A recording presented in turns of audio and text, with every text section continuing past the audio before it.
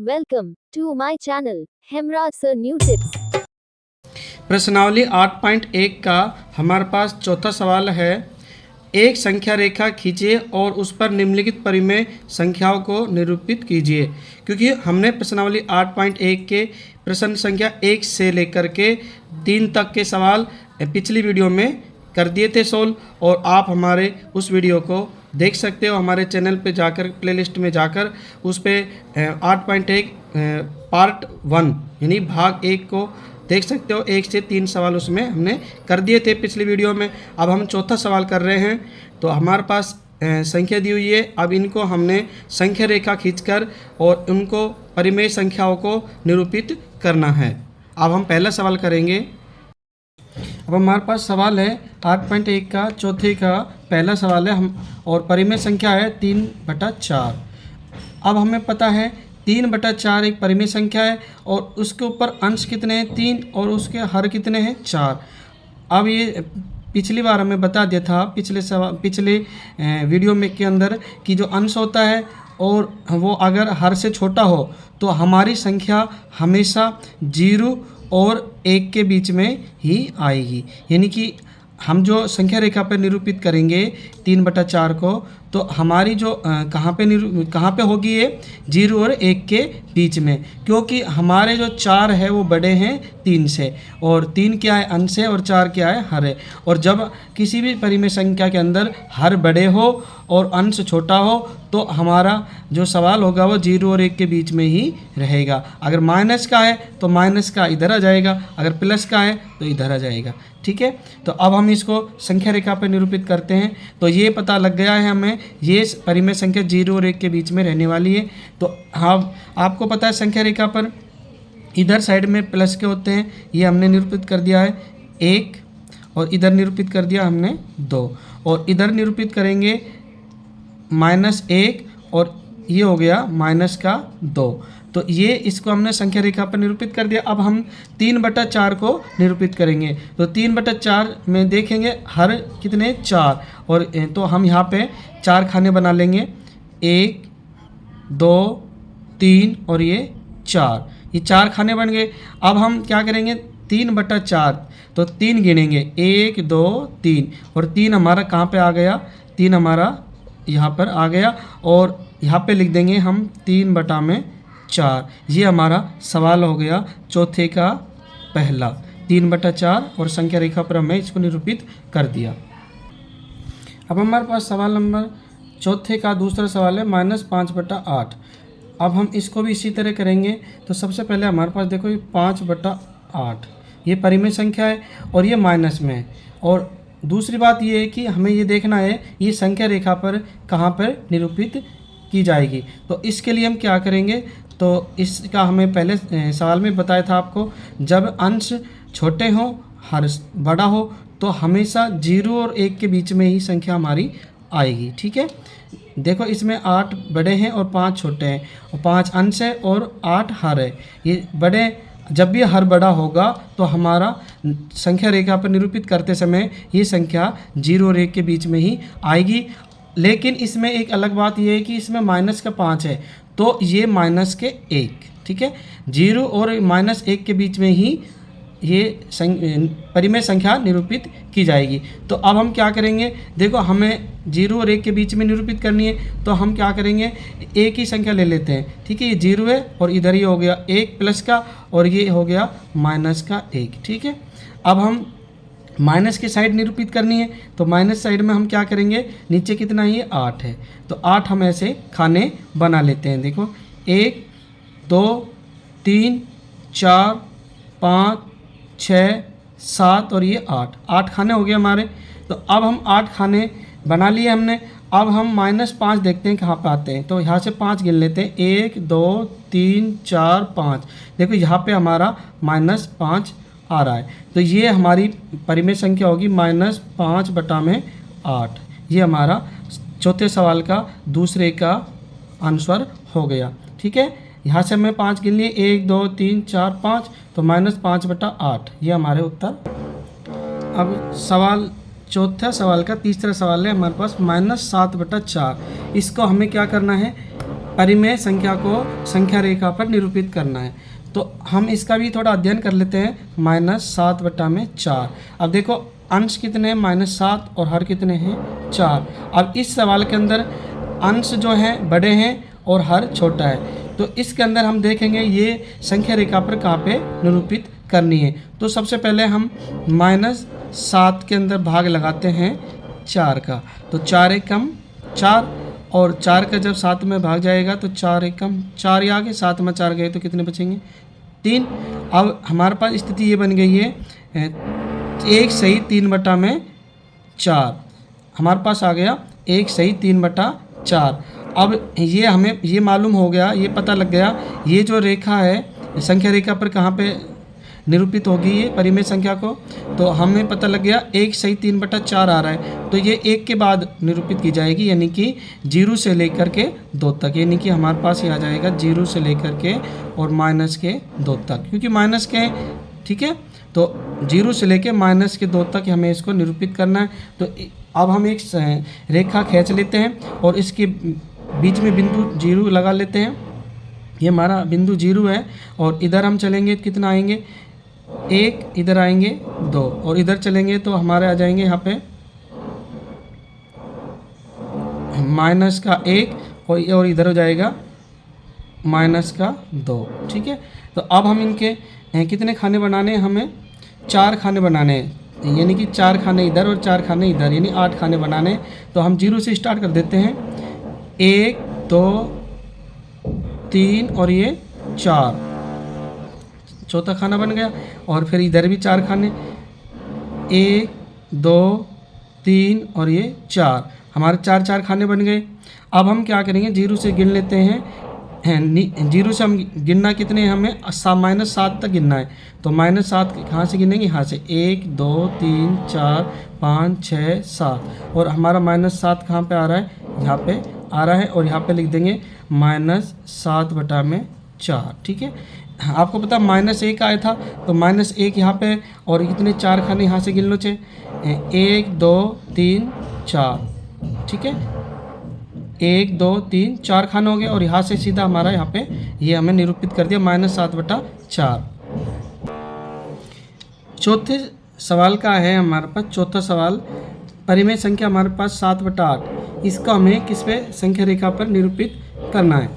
तो हम इसको कैसे करेंगे, देखो 7/8। अब देखो 7 अंश है और 8 हर है, 8 हमारे बड़े हैं अंश से, जब भी अंश से हर बड़ा हो तो हमारी जो संख्या रेखा पर जो भिन्न आएगी वो कहाँ आएगी, 0 से और 1 के बीच में, ठीक है। क्योंकि हमें पता है 8 का 7 में भाग नहीं जाता है, तो 8 का जब 7 में भाग नहीं जाएगा तो हमारी जो संख्या रेखा पर निरूपित करेंगे तो 0 और 1 के बीच में ही रहेगी। तो अब हम क्या करेंगे, यहाँ पे संख्या डाल लेते हैं हम, 0 1 ये प्लस का हो गया और ये -1 हो गया, ठीक है। ये 0 है, इधर प्लस की संख्या, इधर माइनस की संख्या। अब हम कितने खाने बनाने, हमें 8 खाने बनाने हैं, तो हम यहाँ पे 8 खाने बना लेते हैं। देखो यहाँ से स्टार्ट करते हैं हम, 1 2 3 और ये हमारा 4 5 6 7 और ये हमारा 8 खाने बन गए। अब 8 खाने हमारे पास बन चुके हैं नीचे, जो ये नीचे कितने 8 हैं, तो टोटल खाने कितने बनाने थे 8 हमने, और ऊपर कितने हैं 7। अब हम यहाँ से 7 गिन लेते हैं, 1 2 3 4 5 6 7, और 7वां हमारा यहाँ पे आ रहा है, तो हमारा ये सवाल यहाँ पे हो जाएगा 7/8, ये हमारे आंसर हो गए, ठीक है। यानी चौथे सवाल का चौथा 7/8 इस तरह से निरूपित करना है। प्रश्न 5 8.1 का है, प्रश्न नंबर 5, एक संख्या रेखा पर बिंदु PQRSTU A और B इस प्रकार है कि TR बराबर RS बराबर SU के तथा AP बराबर PQ के और बराबर QB के है। PQR और S से निरूपित परिमेय संख्याओं को लिखिए। इस सवाल में हमारे पास ये बिंदु दिए हुए हैं और हमें क्या निकालनी, परिमेय संख्याएं निकालनी है। तो इस सवाल को हम हल करेंगे। प्रश्न 5 8.1 का है, प्रश्न 5, हमारे पास संख्या रेखा दी हुई है और इसमें बिंदु दिए हुए हैं USRT और AP क्यू बी। अब हमें क्या करना है इस सवाल में, पी क्यू आर एस से निरूपित परिमेय संख्याओं को निकालना है। तो हमारे पास संख्या रेखा से स्पष्ट है, क्या है, संख्या रेखा से स्पष्ट है हमारे पास बिंदु है, बिंदु P। सबसे पहले कौन सा निकालेंगे, बिंदु P को हम हल करेंगे। तो हमारे पास बिंदु P कहाँ पे है, देखो यहाँ पे है, और बिंदु P यहाँ पे है। तो हमारे पास देखो सबसे पहले तो 2 है ना, 0 से स्टार्ट हो रहा है, 1 2। तो सबसे पहले तो क्या लिखेंगे हम, 2। बिंदु P को निकाल रहे हैं तो सबसे पहले तो 2 सही, और अब 2 के बाद देखो इसमें कितने नंबर पे है, ये 1 नंबर पे, तो 2 सही 1 बटा। अब इसमें कुल खाने कितने हैं, 1 2 3, कितने खाने हैं, 3, तो 2 सही 1 बटा 3। ये हमारा बिंदु P को हमने प्रदर्शित कर दिया है 2 सही 1 बटा 3। अब इसको हम आगे भिन्न के रूप को हल करेंगे, तो 3 का गुणा 2 से करेंगे, 3 गुणा 2, और उसमें कितना जोड़ेंगे, +1, ठीक है। तो कितना आएंगे, 3 दूनी 6 और 1 7, 7 बटा में 3।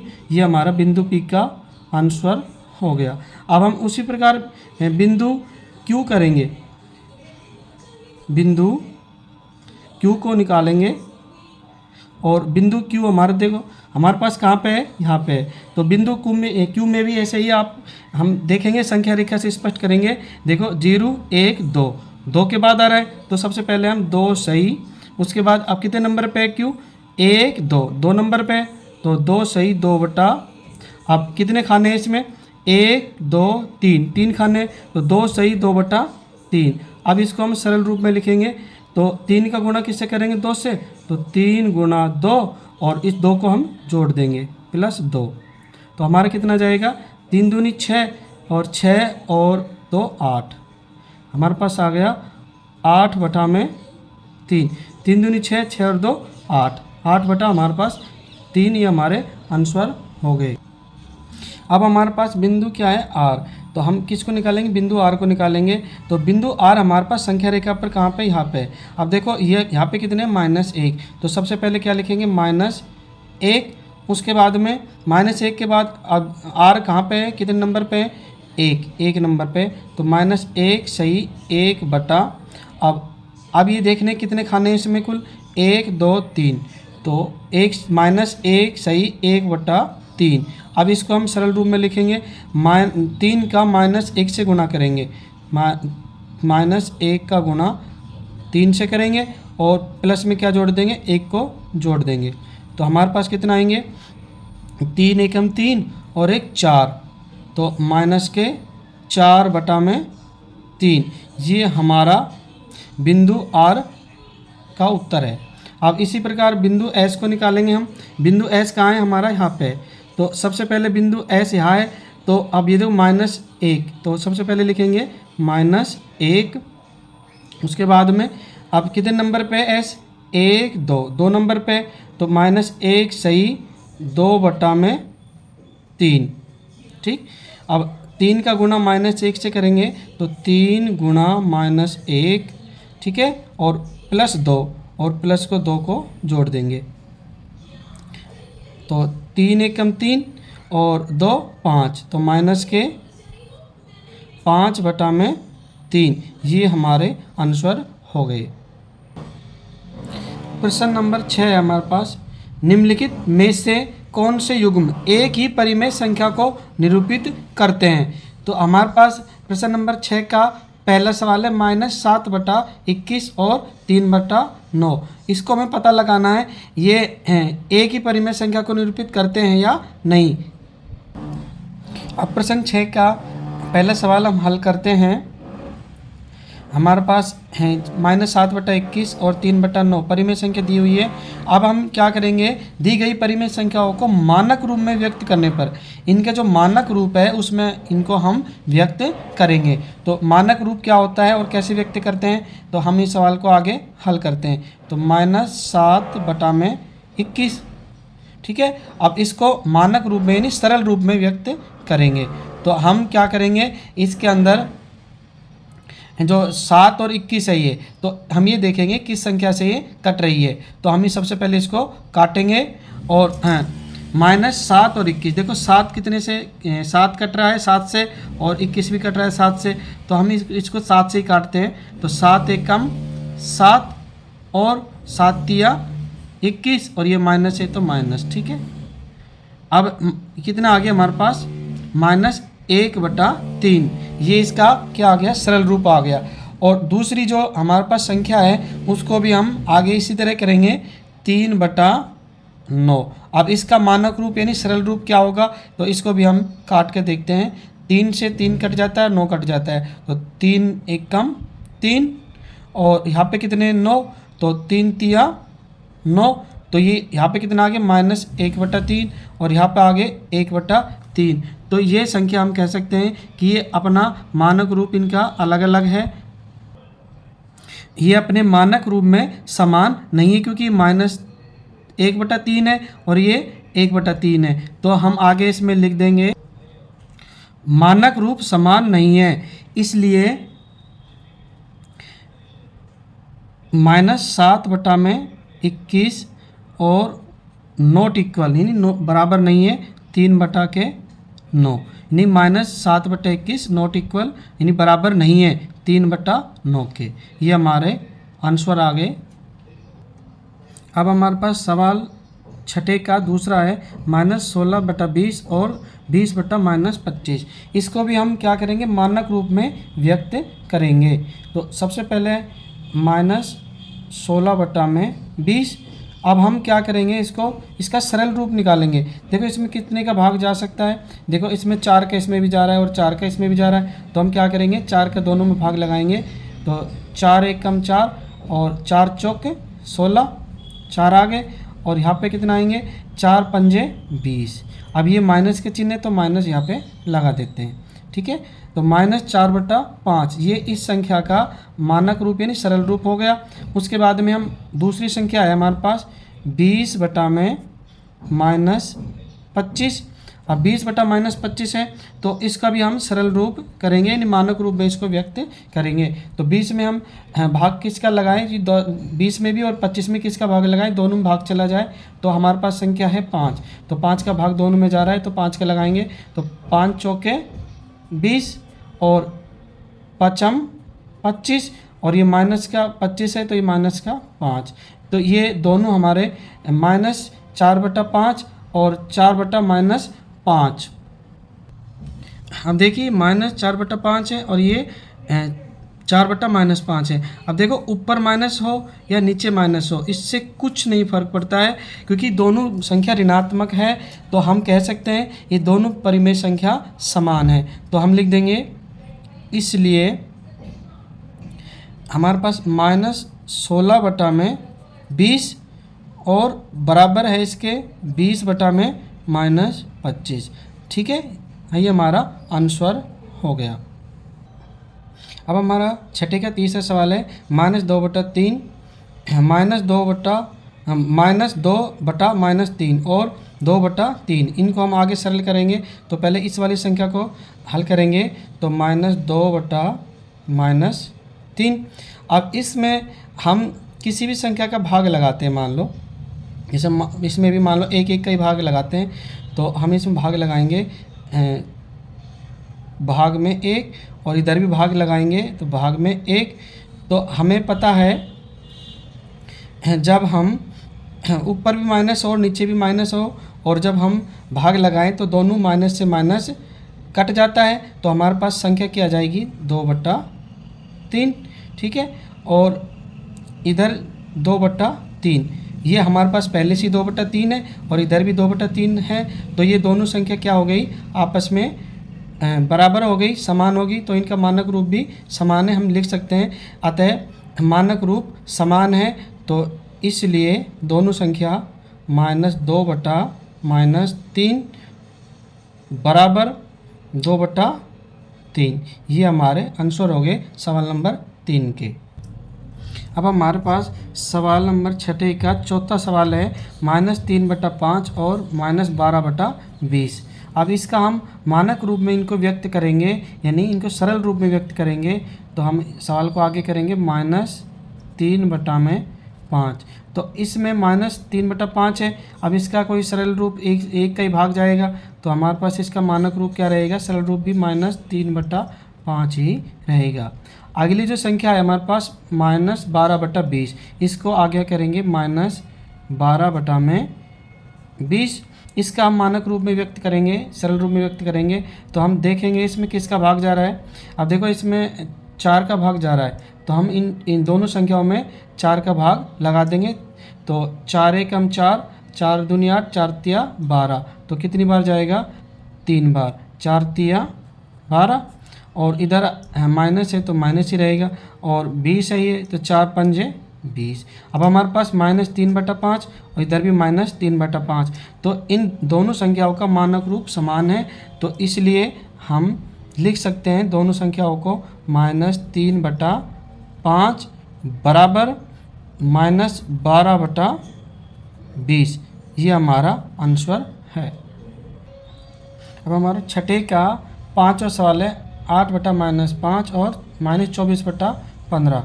तो इसके हम मानक रूप में व्यक्त करेंगे इसको, नहीं इसको सरल रूप में। तो देखो 8/-5, ये तो हमारे पास देखो 8/5 में किसी संख्या का भाग नहीं जाएगा, केवल 1 का भाग दोनों में जाएगा, तो ये हमारी संख्या ऐसी की ऐसी रह जाएगी 8/-5। ठीक है, ये इसका सरल रूप है। अब उसके बाद दूसरा जो संख्या है हमारे पास -24/15। अब इसका हम सरल रूप निकालेंगे, तो सरल रूप निकालने के लिए देखो ऐसी संख्या देखेंगे हम जिस में दोनों का भाग चले जाए, जिस संख्या का। तो हमारे पास ऐसी संख्या हमारे पास देखो कौन सी है हमारी, तो हमारे पास 3 है, 3 दोनों में भाजक संख्या है, तो हम 3 का भाग देंगे पहले 24 में। 3 8 है 24, और हमारे पास -8 और यह 3 पंजे 15, तो -8/5।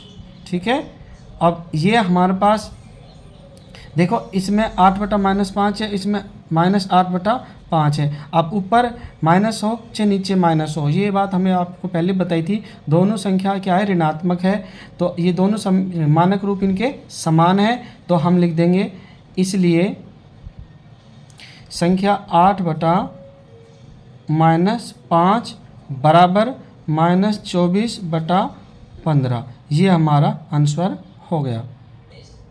हमारे पास सवाल नंबर छठा सवाल है 1/3 और -1/9। इसको हम हल करेंगे, तो 1/3। अब इसका सरल रूप यानी मानक रूप क्या होगा, 1/3 ही रहेगा, 1/3। अब दूसरी संख्या हमारे पास -1/9।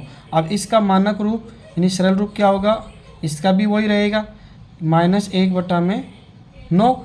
अब देखो ये 1/3 है और ये -1/9 है, तो ये दोनों संख्याएं अलग अलग है, तो इनका मानक रूप क्या है, असमान है, तो इसलिए दोनों परिमेय संख्या समान नहीं है, तो हम लिख देंगे अतः इसलिए संख्या 1/3 नॉट इक्वल यानी कि समान नहीं है, और -1/9 के, यानी 1/3 नॉट इक्वल -1/9 यानी समान नहीं है। ये हमारा आंसर हो गया। अब हमारे पास छठे सवाल का 7वां सवाल है -5/-9 और 5/-9। अब हम इनके मानक रूप में व्यक्त करेंगे यानी सरल रूप में व्यक्त करेंगे, तो -5/-9। अब हम इसको सरल रूप में व्यक्त करेंगे, तो हम किसी भी संख्या का इसमें 1 के अलावा और किसी संख्या का भाग जाएगा नहीं, और जब आपको पता है ऊपर माइनस हो और नीचे माइनस हो, और जब हम भाग की प्रक्रिया करेंगे तो माइनस से माइनस क्या हो जाता है, कट जाता है, तो हमारे पास संख्या जाएगी 5/9। ये हमारे पास संख्या आ जाएगी। उसके बाद में हमारा सवाल नंबर इसी का दूसरी संख्या है 5/-9। अब हम इसको भी ऐसे ही करेंगे। अब आपको पता है 5/-9, ठीक है, 5 प्लस के और ये -9 है, तो हमारे पास इसमें किसी भी संख्या का भाग लगाएंगे तो वही संख्या 1 के अलावा और किसी संख्या का भाग नहीं जाएगा, तो हमारे पास वो की वो संख्या आ जाएगी 5/-9। अब देखो इधर 5/9 है और इधर 5/-9 है, यानी ये संख्या हमारी ऋणात्मक है और ये हमारी संख्या धनात्मक है, तो दोनों संख्या अलग अलग है, तो इन दोनों का मानक रूप असमान है, इसलिए हम लिख सकते हैं इसलिए -5/-9 नॉट इक्वल यानी समान नहीं है 5/-9 के। ये हमारे आंसर होगा छठे सवाल का छठा। बाकी के आगे के सवाल देखने के लिए हमारे चैनल पर हमारा अगला वीडियो भाग 3 पार्ट 3 देखें। आपको वीडियो अच्छा लगा तो हमारे channel Hemraj sir new tips को सब्सक्राइब करें, लाइक करें और शेयर करें। धन्यवाद।